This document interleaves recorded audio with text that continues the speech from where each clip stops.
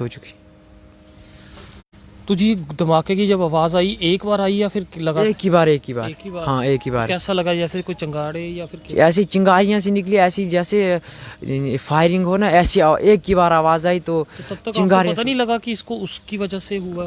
हमको कोई पता नहीं चला था। हमने उसको उठाया, वो नीचे गिरा, उसको मुंह ऐसे नीचे लगा, तो हमने उठाकर उसको देखा तो उसको खून आ रहा था। हमने सीधा उसको उठा लिया तो घर पर लाया, घर से उठाकर सुनकोट लाया। हादसा कल पुंछ से सामने आया था जब एक 9 वर्ष का बच्चा जो कि जियारत में था वहाँ पे गोली चलने के बाद उसको जो है हॉस्पिटलाइज किया जाता और दुखद हादसा इस समय जेके चैनल के माध्यम से देखते हुए उस 9 वर्षीय इरफान अहमद की मृत्यु हो चुकी है। ये दुखद हादसा हुआ तब भी ये बच्चा जो है उसी के साथ था। क्या नाम है आपका? मेरा नाम मोहम्मद ताहिर है। आप उसके क्या लगते हो? मैं खाला का लड़का हूँ।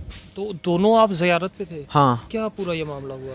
हम यहाँ से ज़ियारत पे गए तो हमारे साथ एक दूसरा जो जिसकी डेथ हुई इसका भाई भी था। तो हम ज़ियारत पे गए, हमारे साथ मौलवी भी था। तो मौलवी बोलने लगा कि मैं सलवात दूंगा, तो फिर वो बोलने लगा आप यहीं पे बैठो, मैं सलवात दूंगा। वो बोलने लगा जिसकी डेथ हुई वो बोलने लगा कि मैं टॉयलेट करके आता हूँ। वो वहाँ से थोड़ा हमारे साथ ही टॉयलेट करने लगा, तो तब तक ऐसी आवाज़ आई, चिंगारियाँ निकली। हमको कोई पता नहीं लगा, जैसे फायरिंग की आवाज़ आती है वैसी आवाज़ आई। हमको कोई पता नहीं चला कि क्या ये आवाज़ किधर से आई और ये क्या हुआ।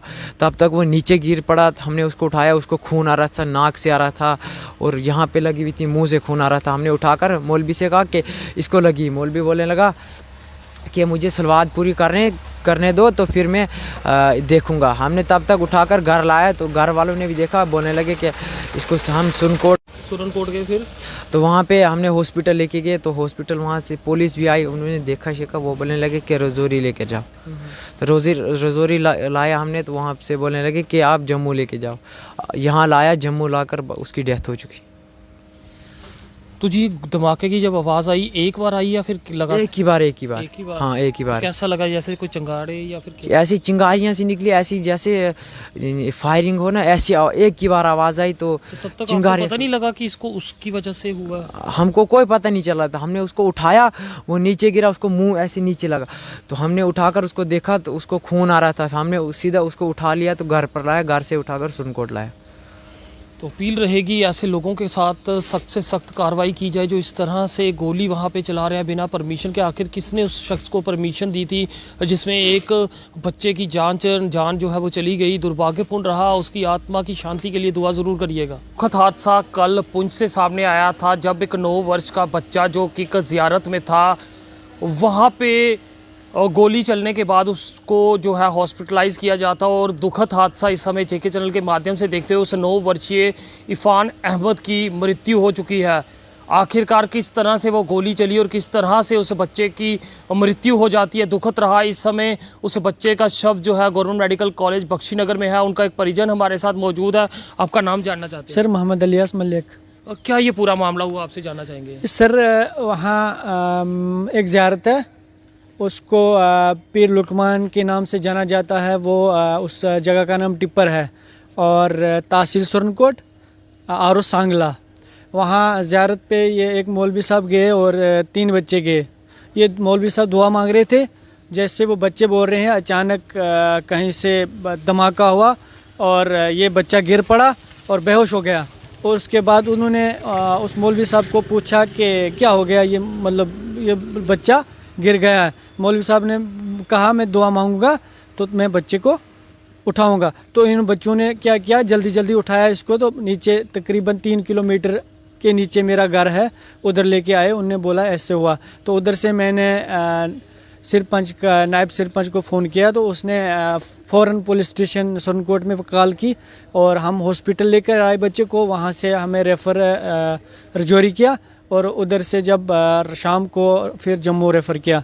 तो शाम से अभी ट्रीटमेंट चल रही थी लेकिन बच्चे की रिकवरी नहीं हुई।